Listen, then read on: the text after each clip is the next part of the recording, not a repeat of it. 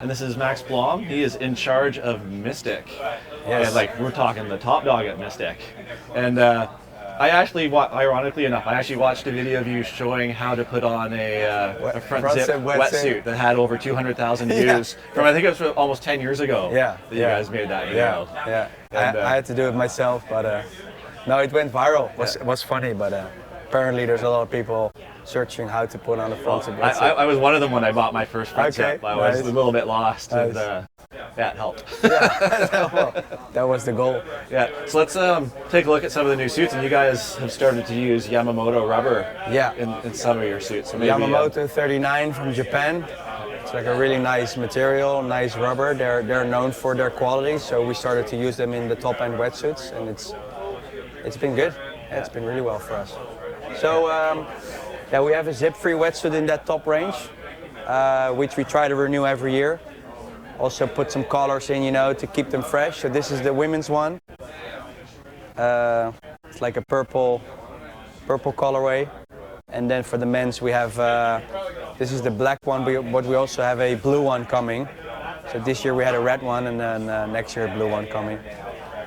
So it's like a suit for the riders, people to stand out, people who like to have a zip-free wetsuit. So.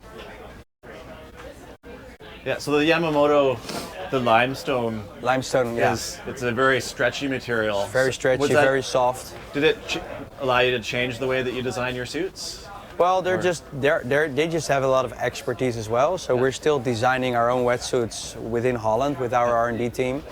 But as they're so experienced, they of course consult you in how to build it and what to use. And they're trying to develop new materials every year. So we can sort of select and handpick from that as well.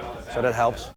Yeah, I recently switched from, in my cold water suits, from having a back zip to a front zip, and I'm never ever going back to like a back zip ever again. That's what we hear a lot, yeah. And we're going into surfing as well, or like we do multi-sport, Mystic is not only kiting, it's like a different sport, so I think the flexibility and the performance becomes really important, especially in a sport like surfing as well. So it pushes us to trying to take next steps every time, and that's why it's really nice that the whole Yamamoto partnership came in. Yeah. What do you find is the biggest difference between, say, a front zip suit and like a no zip suit? I think movement, but it has to be your preference, because if you don't really have the good size, or you don't lock your closure very well, of course it has more room to get water in than the front zip. A front zip is just better closed. But if you use it properly, it has maximum flexibility. So that's why people prefer it. In surfing, it's actually already a big thing. In kiteboarding, it's not so accepted yet. There's the transition from back zip to front zip was already a thing, and as you mentioned, there's a lot of front zip going on.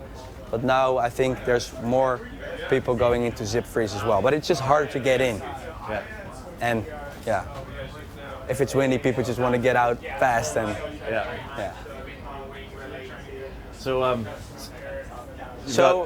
to stay in the neoprene category, we also developed a new category, which is an impact integrated in the wetsuit. So impact is like a category for us that we've been focusing on very much, especially with the helmets, of course. And we also have a different impact cap coming, which is on the poster. I don't have it here because it's still in development, but it's like an impact cap, and it has a better fit for like all the water sports, for foiling, for surfing. You can actually duck dive with it. It's made out of EVA foam, so it's slightly softer than the shells we have on the Vandal helmet, for example. But it's as we're developing everything ourselves, take control of the molds and the sizing, this has been quite a project, but it's very exciting when it's launching spring 24. But then stay to the neoprene side. We've built these impact vests. This is, for example, Shorty. We have a vest coming. We also have a short john, because with the big air kiting and with foiling, you see so many crashes these days. And then wearing the impact vest over it is getting a bit bulky. It was always super successful for us, and we still have a big range of vests because we're also in wakeboarding. But you can definitely see that there's a lot of excitement to integrate it in the suits.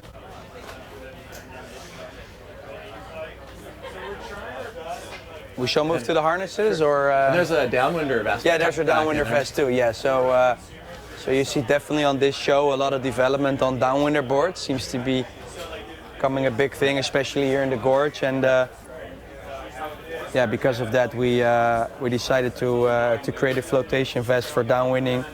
You can even use it with a spreader bar. There's a hydro pack on the back. So yeah. So is that like a government-approved flotation vest? Yeah, yeah. Okay.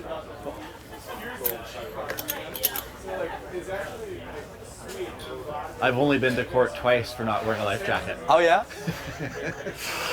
It's quite a lot actually. It's expensive. Yeah. Yeah, and then we have of course the wind jackets in all kinds of forms. Always been good for us. We have a new one with a fit lock closure, so there's like a pocket in, waterproof pocket. Yeah, it's amazing when you come off the water and you have a rubber jacket to throw on a cold fall day. It makes such a difference. Yeah. People that are teaching, it's nice in between sessions, so works well. Yeah. Yeah, most of the guys on our test team in Hatteras now, on the cold days in the fall, are all wearing a jacket. And my son wears one on the water when he's riding, where it's shallow. Yeah. It's like, it's good. Yeah, and then the harness setup. Yeah, of course, a strong category for us, especially with the hard shells. The new Stealth just dropped here in the US and worldwide. We made some improvements on it. We made the shell a little bit more narrow, so it's a bit smaller. Yeah, we improved the texture here of the. We call this the Flexagon dry tack. So this is the fly mold, and it's made out of that material that doesn't absorb any water. So it's just over 1 kilo, the harness. I think it's 1,018 grams. That feels a lot lighter. And it will stay light because it doesn't absorb any water. So that's unique about the Stealth. And then we also updated the battle belt, make it a bit more slim, just to make quite sure. a bit thinner than the older one. Yeah, just to decrease the weight again, to keep it really light. We improved the covers, so we have new covers, so you can actually, put them all around them and just actually close them. So if you store your webbing, it won't go anywhere. Nice. And we have a new system for the knife, which is in here. Oh, there's no knife in here. So it comes nice and tight, and it's not going anywhere as well. Nice. Couple colorways in the Stealth. We have an orange, we have a purple, black, white, black, gray. Majestic X, which is similar to the Stealth, but we have in the X we have also some soft neoprene. So if you see the difference, then full Flexagon dry tack, and here it's part. Yeah. It's only on the sides, but on the back there's neoprene. Yeah. There's still people that prefer that because it's softer. Okay. So would that be good for people that are just going without a rash guard or anything? Like Yeah. Because this, if you only have a rash guard or you're riding with nothing, it's preferably for some people that might be uncomfortable. Some people love it, but we have to have multiple options. Yeah. So the Stealth and the X are both full carbon. And then we have a woven glass version, which is the Majestic. The inner is built similar, but you can see a little bit of difference on the sides. And because of the material, this one is a bit more affordable than the Majestic X. We have it in a few colorways, and in a pro model of Oswald Smith. So a couple years back he had the Wild Rose, and we decided to bring it back. And of course we've been working always with Itver, a photographer in the scene. He had an accident, got paralyzed unfortunately, so we're doing this project with him. This is his picture, and there's a royalty going towards him from the sale. So support Itver. It's a cool graphic in this way. Great photographer. Really good photographer. Yeah, it's been with the brand for 6-7 years, and made so many good content for us. And then we have the Jam, which is similar to the Majestic, but then it has a women's shape. You can already tell it's smaller. It's designed for the female body. And we have a colorway and a Bruna colorway. So this is the new Bruna Kajia colorway for Spring/Summer 24. And then we have some. Are we doing wing? Yeah, it's definitely some wing stuff. Cool. We have wing harnesses as well. So we have the Majestic in 2 colorways, which is like a softer material. It's also it's actually woven PTE, which is a different construction than we have in the kite harnesses. And then this is new, the Majestic X, full carbon one in the wing segment. So that's new for us. It's really stiff, really strong. So I think the harness market in winging is still developing. You know, not everybody is riding it, but we just decided to bring this in because there's some people really going crazy about the harnesses, and then this is probably the best you can get. We also developed a new spreader bar for winging. The spreader bar itself is not necessarily new, but the fact that you can apply this on all our hard shells. So if you have a stealth harness and you want to wing with it, you can just use this one and then it's pliable. Yeah, and then the stealth bar, that's the 3.0. That's not been renewed, but it's one of our flagship products. It's been super successful. It's been optimized. It's a 3rd version, and yeah, I noticed a big difference with the bigger closure on it. Makes a big difference. Makes a big difference. Yeah, it's also easier to close it now. Yeah, it's nice also to highlight this, the ring, you know, because not a lot of people are still using it, but obviously if you're not unhooking and you're just free riding, this is actually a good option instead of the hook. Yeah, I noticed a lot of the IKO instructors that were doing sort of launching videos for riders were having to modify the way they were teaching people to launch because people were accidentally unhooking with the traditional style hook. You know, telling people to keep tension on their lines. So this is a good option. Yeah, it's a good option. You still have to take off your safety and put it back in, of course. Not everyone is sort of used to that, but it's so easy. All the bars have super good systems, and the new chicken loop that clicks in like a seatbelt now makes that style of bar like so user friendly for everybody now. Yeah. So that's the range for harnesses. So yeah, here we have the DTS poncho.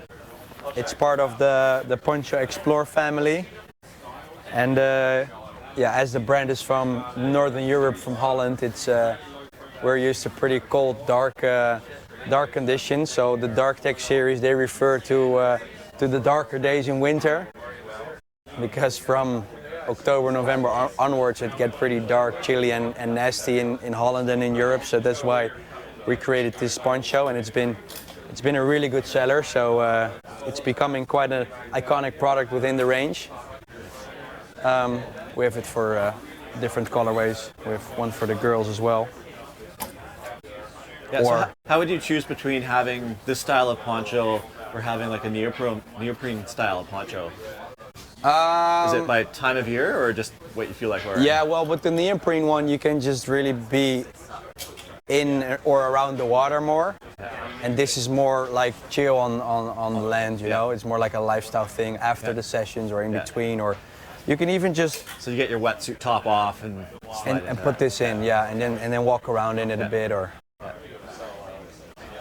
Yeah, and then we have a small selection of the apparel range, because we have quite a good large apparel range these days.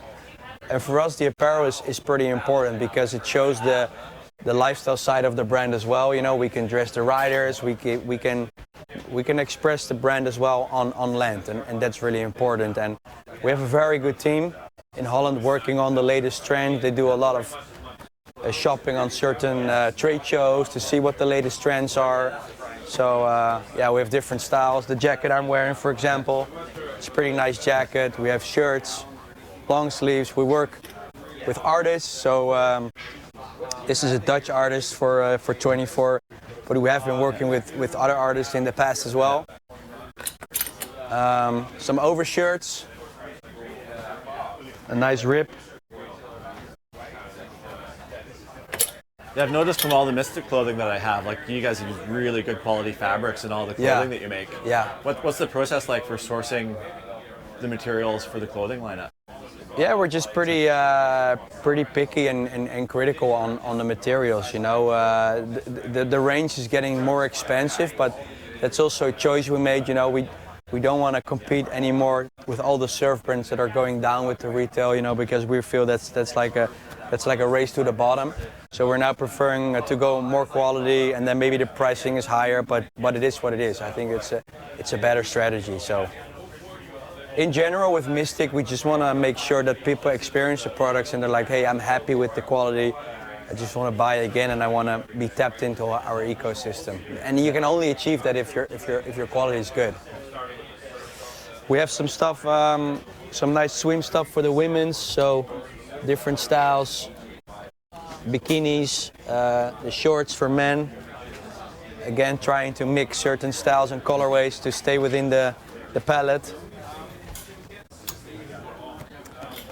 But again, it's a small selection, so we have a lot more, and all this stuff will come out in spring 24. Yeah. Do you have all the clothing on a website that people can take a look at? Yeah.